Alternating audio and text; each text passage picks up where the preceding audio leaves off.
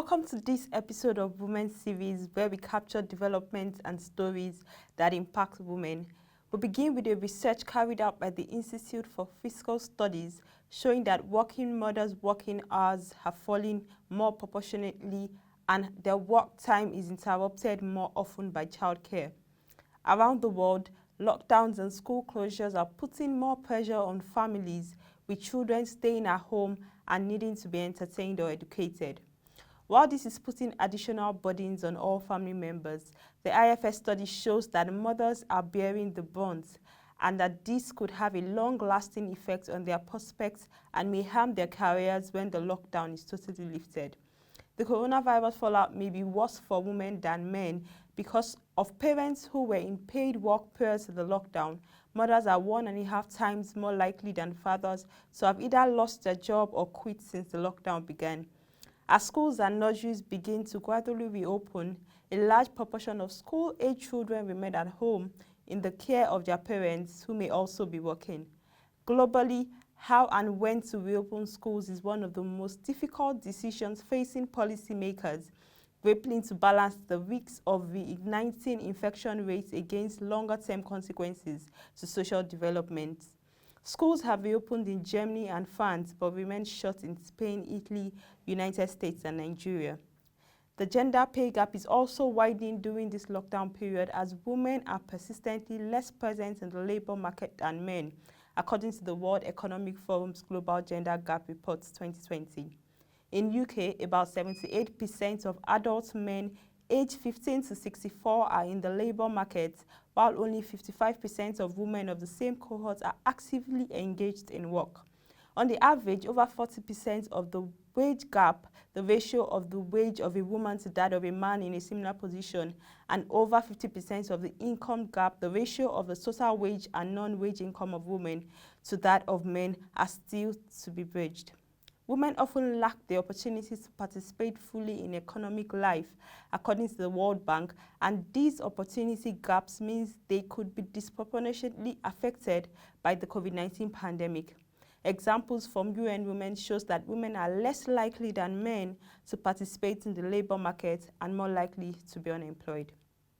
Also, the health and economic consequences of COVID-19 have highlighted the critical need to support vulnerable populations, many of whom are disproportionately impacted.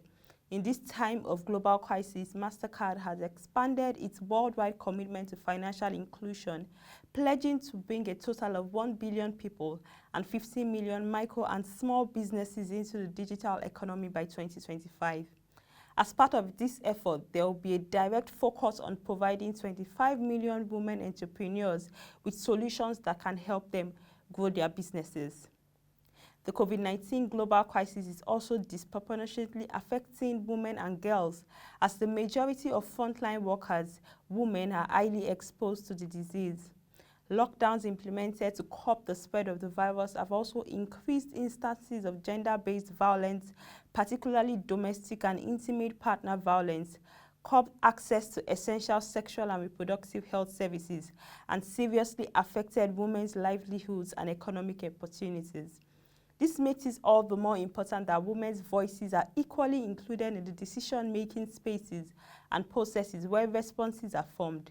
Women's participation is necessary at every level and in every arena, from national crisis committees to the local communities on the front lines of humanitarian responses. Without women's equal leadership and participation, COVID-19 responses will be less effective at meeting the needs of women and girls, and this will have short and long-term consequences for entire communities. The gendered nature of the crisis has gained unprecedented media attention in some parts of the world, and new research has demonstrated that women leaders have been more successful than their male counterparts at reducing COVID-19 transmission in their countries. These discussions are welcome, but must be extended to consider women's leadership at levels beyond head of state and whether COVID-19 responses are meeting the needs of women and girls. Through a survey of 30 countries carried out by Care International, it was discovered that the majority of national-level committees established to respond to COVID-19 do not have equal female-male representation. Of the countries surveyed who had established such committees, 74% had fewer than one-third female membership, and only one committee was fully equal.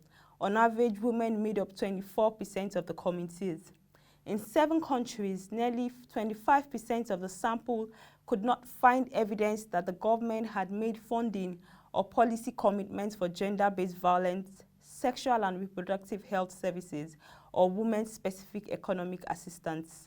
54% of countries have taken no action on gender-based violence that could be found, and 33% do not appear to have addressed sexual and reproductive health in their response, despite clear evidence of the impact of the crisis on these issues. Also, 76% of the countries surveyed have made at least one policy commitment that support women, but one policy cannot account for the tremendous implications of the pandemic on gender equality. Countries that have more women in leadership, as measured by the Council on Foreign Relations Women's Power Index, are more likely to deliver COVID-19 responses that consider the effects of the crisis on women and girls. On average, the higher the country's score on the index, the more likely it was to craft a gendered response. Governments with lower levels of women's leadership are at risk of creating COVID-19 response plans that do not consider the disproportionate impact of the pandemic on women and girls, and of failing to implement policies that support them. In many contexts, a lack of gender-balanced leadership could worsen the effects of the crisis for women and girls and their families and communities. There is also a risk that gender equality gains could be lost during the COVID-19 crisis. Local women's rights and women-led organizations and leaders are not being included in decision-making around the humanitarian response or receiving their fair share of funding. Despite substantial barriers, women do lead as activists, individuals, leaders, volunteers, and members of women-led groups and networks. Around the world, women are already responding to crises caused by conflicts and climate change, and experiences and evidence-based show that when they are able to participate equally, humanitarian responses are more effective and inclusive. And that brings us to the end of this episode of Women's Series. Do connect with us on our social media platforms, Twitter, Facebook, and Instagram, with the details showing on your screen. You could also send me an email and share with me how you're coping during this period at programs@poshareng.com. Thank you so much for watching. Keep staying safe, and bye for now.